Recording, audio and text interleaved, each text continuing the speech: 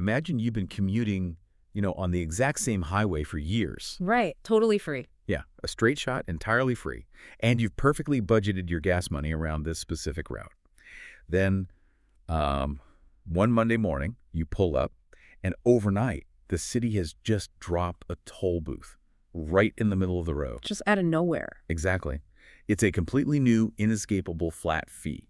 So if you think about the last time you bought, like, a bunch of cheap phone cases or socks or random gadgets off an overseas site, if you notice the prices creeping up, this invisible toll booth is exactly why. And to make your analogy even more frustrating, it's a toll booth that doesn't just charge per car. Oh. Yeah, it essentially looks at, who is sitting in the passenger seats and what they are wearing to calculate the fee. I mean, it is entirely upending the mechanics of cross-border shipping. Welcome the learner to today's deep dive, because if you are selling into the European Union right now, from the US, the UK, or Asia, a massive, decades-old loophole just slammed shut. It really did. We are diving into a brand new operational guide today. It's called EU's Euro Import Duty, Landed Costs for Shopify Sellers. And the big news here is the famous 150 euro duty-free limit. It's officially dead and gone. Completely gone. Replaced by this sneaky new flat fee that literally just went into effect a couple of weeks ago on July 1st, 2026.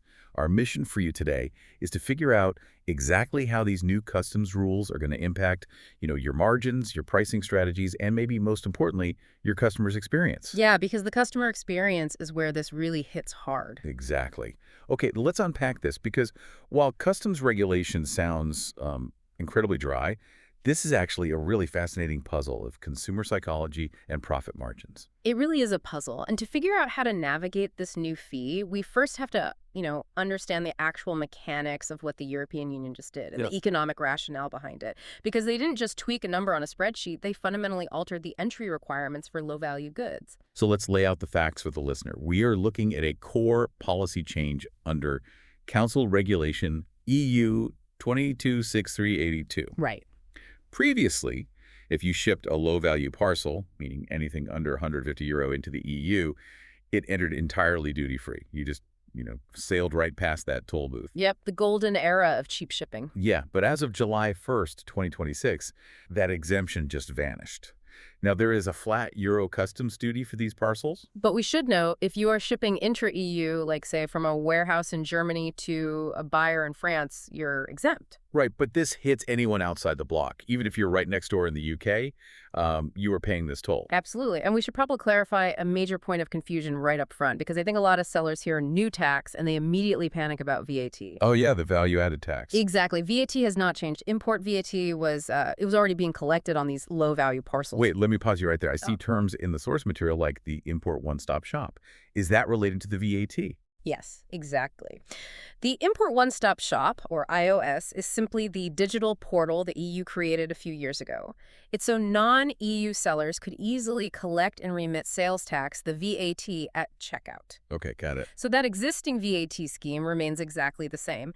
This new euro charge is purely an additional separate customs duty just piled on top of the VAT. Which, honestly, it feels kind of punitive. Like, why would the EU suddenly drop a toll booth on a route that's been free for direct-to-consumer businesses for literally years? Yeah. What's the motive here? Well, what's fascinating here is the underlying economic tension. I mean, e-commerce is fundamentally different from traditional retail logistics. How so? We can actually look at a quote directly from Maruja Kushois. He's the EU Commissioner for Trade and Economic Security.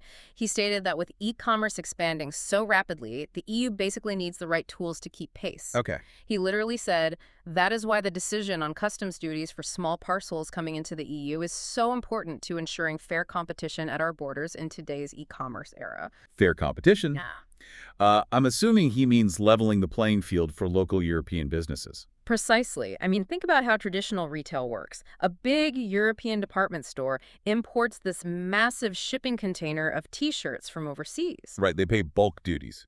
Exactly. They have always had to pay bulk customs duties on that whole container. But the modern direct-to-consumer model, it involves foreign sellers firing off millions of individual, low-value padded mailers directly to buyers. And because every single mailer was individually valued under 150 euros, They essentially just skated by duty-free. Right. So the EU viewed this as a massive unfair tax advantage for foreign direct imports over their own local retail. Okay, I get the logic. Hmm. But wait, if it's a flat fee, doesn't that completely bypass the entire concept of evaluating how much a product is actually worth? Usually a customs duty is like a percentage of the value, right? Why a flat fee? Yeah, you are referring to ad valorem taxes, which literally translates from Latin to according to value. And you're right, that is the global standard. Right. But administering an ad valorem tax on like millions of €10 phone cases, it's an absolute administrative nightmare for customs agencies. Oh, I bet. Just the paperwork alone. Yeah, it literally costs them more to calculate and collect a 5% duty on a 10 item than the 50 cents they actually receive. So there is no ad valorem calculation here. Interesting. The intrinsic value of the parcel only matters to check if it falls under that 150 ceiling. If it's under 150, you just pay the flat euro and you're done. And because it's not a percentage-based tax, calculating your exposure relies entirely on a very specific and frankly easily misunderstood legal term in the regulation. Oh, the terminology trap. Yeah, because it is not just €3 per cardboard box. Yeah. I think a lot of sellers are going to get totally blindsided by this. They absolutely will, because the regulation states the €3 is charged per item. But in EU customs law, an item does not mean a physical unit, like a single T-shirt. Right. Legally, an item means a tariff line. So let's break down what a tariff line actually is for the listener, because this is the trap. Okay, so a tariff line is defined as one or more goods inside a shipment that share the exact same harmonized system classification, that's the HS code, and the same description and the same country of origin. Let's run the math on this so it really clicks. Let's say a customer in Paris orders 5 identical T-shirts from your online store. Okay. Because they are identical, they share the same HS code, same description, same origin. Yeah. That is considered one single tariff line. So 5 physical shirts in the box, but only €1 charge. Correct. The actual physical volume within a single tariff line doesn't matter for this specific duty. But now, let's say that same customer orders 1 T-shirt and 1 watch. Ah! Those are 2 entirely different material classifications. Yeah. That means 2 tariff lines. So that single box now gets hit with €6 in duty. Yeah, and it scales up aggressively. The source actually provides a scenario of a shopping cart containing apparel, cosmetics, shoes, and jewelry. Oof, 4 different things. That's 4 wildly different product categories. 4 tariff lines. The flat duty on that single parcel is suddenly €12. It's exactly like ordering at a restaurant. How so? You aren't paying per bite of food you eat. You're paying a plating fee for every single category of dish you order. If you order 5 plates of French fries, the kitchen charges you 1 plating fee because it's all coming out of the same fryer. Okay, I see where you're going. But if you order fries and a side salad and a steak and a slice of cake, you're getting dinged 4 separate times just for the privilege of variety. That is a phenomenal analogy. The lever that moves your cost is the number of distinct categories on the menu, not the volume of food. Exactly. The source highlights a canonical case that really illustrates the danger here. Imagine a 50 order that has 2 tariff lines, say a T-shirt and a watch. Okay. That 50 order gets hit with a 6 duty, which instantly eats up 12% of the order's total value, just vaporized. Wow, which naturally makes me think, if I'm a seller watching my margins evaporate because of this plating fee, why don't I just cheat the menu? What do you mean? Like, why don't I just throw the T-shirt and the watch under one generic accessories category, claim it's one tariff line, and save my customer the extra 3? Well, the regulators foresaw exactly that kind of maneuvering. This is known in the industry as the anti-grouping trap. Oh, they have a name for it. They do. The rules explicitly forbid lumping different items under one tariff line just to dodge the fee. But come on, you're telling me the European Union has the manpower to rip open every single 15-gigabit-padded mailer coming from overseas just to check if a T-shirt is rolled up next to a watch? How could they possibly enforce that? They don't use box cutters, they use algorithms. Ah. This is where digital customs screening comes in. Long before that package even lands on a runway in Frankfurt or Paris, the digital customs manifest has already been transmitted to the EU. So they already know what's in it. Exactly. Their automated systems scan millions of data points instantly. If you declare a package as one tariff line of, say, lightweight accessories, but the carrier's automated weigh station flags that the box weighs 4 kilograms, the algorithm flags an anomaly. Ah, so the data betrays you. It does. And once you are flagged, your shipments get held up, your transit times plummet, and your seller account can be heavily penalized. Right. Trying to mislabel distinct products under one generic code is no longer just a clever optimization. You are essentially falsifying international customs documents. It is a massive compliance risk. Okay, so trying to outsmart the digital border guards is completely out. Definitely out. We know how this 3 multiplies based on how varied the shopping cart is. Now we have to look at who actually swallows this cost. Your profit margin or your customer's wallet. And this brings us to a fundamental economic reality of this policy. Yeah. A flat fee is highly regressive. Right. And a regressive fee means the pain is disproportionately felt at the bottom end of the pricing scale. Exactly. Let's look at the extremes. A 3 fee on a single line 150 order is basically a 2% rounding error. You as the seller barely notice it. But a €3 fee on a 20 single line order, that is a massive 15% slice of the order value. And if it's a 20 order with 3 distinct tariff lines, suddenly you're looking at 9 in duty, which is 45% of the order value. That's just brutal. The source quotes an industry expert, Murat Odebas. He's from Globecross. He says there will definitely be an impact. The real question is how large that impact will be. And the answer depends entirely on your store's average order value and your catalog's variety. Right. The strategic advice from the source is pretty clear. If you are selling high-value, single-item orders like, I don't know, high-end leather bags, just absorb the cost. It barely moves your margin. Yeah, just eat the €3.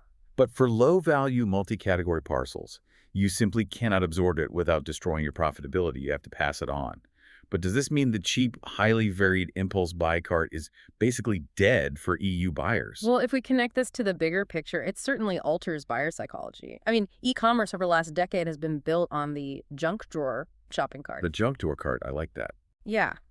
You go online to buy a cheap phone charger, and the site nudges you to add, like, a cheap pair of sunglasses and some novelty socks just because shipping is free. Right. It's the Temu or Shein model. Just load up the cart with random, inexpensive dopamine hit. Exactly. But this 3-row structure effectively penalizes that exact behavior. It forces sellers to rethink their merchandising entirely. Because they can't afford the multiple lines. Right. To protect margins, brands will have to push consumers toward bulk purchases of identical items, or they're going to have to raise their free shipping minimum significantly just to absorb those multiple line fees. Wow. The era of the guilt-free junk drawer cart is facing a serious hurdle in Europe. Because the customs duty on the junk drawer is literally more expensive than the junk itself. Exactly. So deciding whether to pass the cost to the customer is only half the battle. You also have to decide where they find out about it. And this is a critical operational choice. It really comes down to the logistics terminology known as Incoterms, specifically the choice between DDP and DDU. I see Incoterms thrown around in logistics guides all the time. Honestly, it just sounds like a legal headache. It's basically just international trade shorthand. Incoterms define exactly who pays for what and at what point in the journey the financial responsibility shifts from you, the seller, to the buyer. Okay. For this €3, the only two that matter are DDP, which is delivered duty paid, and DDU, delivered duty unpaid, which, by the way, Shopify sometimes labels as DAP, delivered at place. Let's break down the difference for the listener, because one of these can turn into a total customer experience nightmare. Yes, it can. With DDP, you collect the year duty plus the VAT upfront at checkout. The customer sees one guaranteed total before they ever swipe their credit card. No surprises. Right. Fully transparent. But with DDU, you don't collect anything at checkout. You just ship the box, and you leave the customer to pay the carrier whatever duties and taxes are owed when it arrives. That's right. And on paper, DDU looks very appealing to a seller because it keeps your checkout price looking artificially low. But here's where it gets really interesting. I like to compare DDU shipping to sending your friend a birthday gift. But the delivery guy holds the box hostage on their front porch until your friend pays a ransom. It's an incredibly apt comparison. But let's dig into the mechanism of why the carrier does that. It's not like the delivery driver works for EU customs, right? Yeah, they don't. When a DDU package arrives at the border, the carrier, let's say it's DHL or FedEx, they want to get that package off their plane and out for delivery as fast as possible. Right. Time is money. Exactly. Mm-hmm. So they actually front the cash. They pay the 3 duty and the VAT directly to the customs agency on the buyer's behalf just to clear the package quickly. So by the time it reaches the doorstep, the carrier is essentially acting like a debt collector. Yes. They just want their money back. Exactly. And they don't just want the 3 back. They also tack on a brokerage fee or an advancement fee for the hassle of floating you a loan you didn't even ask for. Well, that's sneaky. So a customer buys €30 worth of varied goods online. It arrives, and the carrier demands €9 for the tariff lines, plus VAT, plus a 15 brokerage fee. That is insane. The customer is going to look at that ransom, realize it literally doubles the cost of their cheap items, and say, I never agreed to this. They're going to refuse the package. Yep. What happens to the seller then? Well, you, the seller, are left holding the bag. Because the carrier already paid customs, they will try to bill you for that advanced duty. Ouch. On top of that, you have to pay the return international shipping costs, or you have to pay a fee to just have the goods destroyed. And obviously, you lose the sale and you lose that customer's trust forever.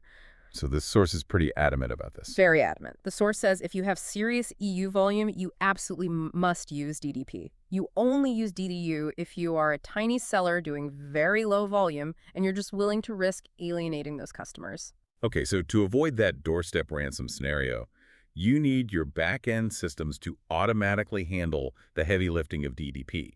You need software that can, look at the cart, instantly recognize the different HS codes, calculate how many 3 lines apply, and just charge the customer seamlessly at checkout. And for sellers on Shopify, the good news is that the infrastructure for this is already built. Okay, let's talk about the setup. How does a seller actually turn this on? Well, for eligible merchants in the US, the UK, and Canada, Shopify offers a tool called Managed Markets. Okay. This is powered by a company called Global E, which basically acts as your merchant of record. Alternatively, if you aren't using Managed Markets, Shopify's built-in advanced duty calculator can also handle it. The system is already updated to know about the 3 rule. Let's clarify merchant of record because it's another piece of jargon that trips people up. What does Global actually do? So merchant of record is essentially a legal shield. Yeah. When a customer in Germany buys your product, legally, they are buying it from Global, not you. Global buys the product from you instantly in the background and then resells it to the German buyer. Oh, I see. This means Global's tax ID is on the line. They assume all the legal and financial liability for remitting that 33 and the VAT to the European authorities. It keeps you entirely out of an EU tax court. Honestly, that sounds incredibly convenient. But there are prerequisites to making that automation work, right? Yes, there are strings attached. You must use a shipping carrier that actually supports DDP. You cannot use the Shopify fulfillment network for these specific cross-border orders. And most importantly, every single product in your backend must have an accurate HS code assigned to it. See, I have to push back here because assigning a 6 to 10-digit global trade code to every single variant in a store sounds like a grueling amount of manual data entry. It is tedious, yeah. Right, so if I'm a seller with a massive catalog and I'm feeling a little lazy, won't Shopify software just guess the HS code based on my product description if I leave it blank? It will try to guess, yes. Shopify does have a fallback mechanism that looks at your product titles and your categories, but the source issues a severe warning against relying on this. Right. Because if you let the system guess, it is highly likely to misjudge your tariff line count. How so? Give me an example. Imagine you sell a heavyweight cotton winter t-shirt and a lightweight summer graphic t-shirt. Okay. A human knows those belong in the exact same clothing category, one tariff line. But a fallback algorithm might read those diverse keywords and guess they belong in completely different HS classifications. Oh, wow. Suddenly, the system accidentally inflates the number of 3 charges your customer sees at checkout. You are artificially raising your own prices and killing your conversion rate simply because you didn't take the time to input the correct codes. That's a huge pitfall. Precision is literally money here. Absolutely. And we should probably briefly mention that these EU rules are entirely separate from US import rules. I know a lot of our listeners sell globally. Right. Totally different systems. Yeah, the US has its own de minimis threshold, meaning the value under which imports are totally duty-free. In the U.S., that threshold is $800. So an $800 cart enters the U.S. free, but a 20 cart entering the EU now gets hit. The global landscape is just highly fragmented. And this fragmentation raises an important question about scale and automation, especially because there is a ticking clock hidden in these new rules that sellers really need to be aware of. A ticking clock. Yes, November 1st. 2026. Okay, what happens on November 1st? That is when product identifiers, or PIDs, become legally mandatory for EU imports. Right now, providing them is voluntary. But starting in November, distant sale imports must carry standardized, scannable product identifiers like a specific merchant identifier and manufacturer IDs. Why November? And why do they care who manufactured a generic unbranded T-shirt? Because the EU's automated systems need clean data to verify your HS codes instantly. They need the digital manifest to flow flawlessly from your Shopify checkout directly to the customs declarant. So they can't just rely on text. Right. A generic description typed in by a seller, like men's apparel, won't cut it anymore.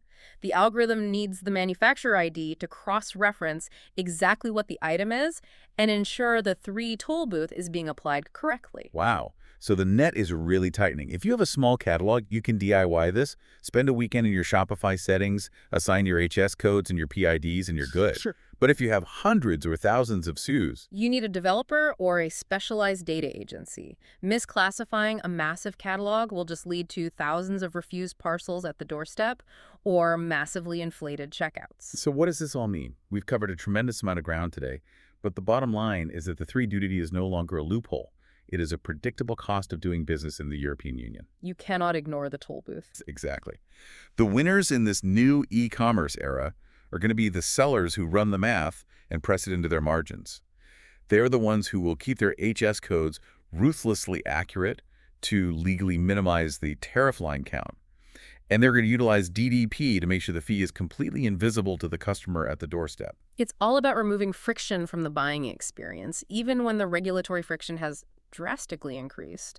But, before we wrap up, there is one final detail hidden in the timeline of this regulation that I really want to leave the listener to ponder. Oh, what's that? Well, we spent this entire time talking about how to adjust your pricing and your catalogs around this new flat euro duty, right? Yeah. But the crucial word in the regulation regarding this flat fee is temporary. Wait, temporary. Are they going to bring the free loophole back? Quite the opposite, actually. This flat fee regime strictly ends on July 1st, 2028. 2028. Yeah. After that date, the EU plans to eliminate the special low-value regime entirely. They're going to apply normal, complex, ad valorem, meaning percentage-based duty rates to all distant sale goods, regardless of how cheap they are. So wait, no more flat €3. It goes back to calculating specific percentages on every single item, down to a 5 pair of socks or a 2 plastic phone case. Exactly. Which leaves us with a rather provocative question. By 2028, sellers are going to have spent 2 full years completely restructuring their catalogs, retraining their algorithms, and shifting their consumers' buying habits just to optimize for a flat euro per category fee. Right. When that sudden, predictable flat rate vanishes and we return to complex percentage-based taxes on every single microtransaction, will that cause an even bigger shock to the global e-commerce ecosystem? That is wild to think about. I mean, a flat fee is painful on small margins, but at least it's predictable. Calculating percentages on a cart full of junk drawer items sounds like a catastrophic administrative headache.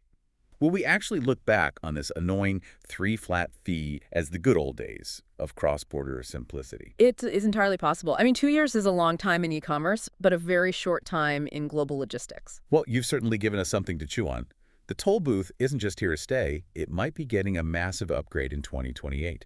Thank you, The Learner, for joining us on this deep dive. Before your next batch of EU orders ships out, do yourself a favor.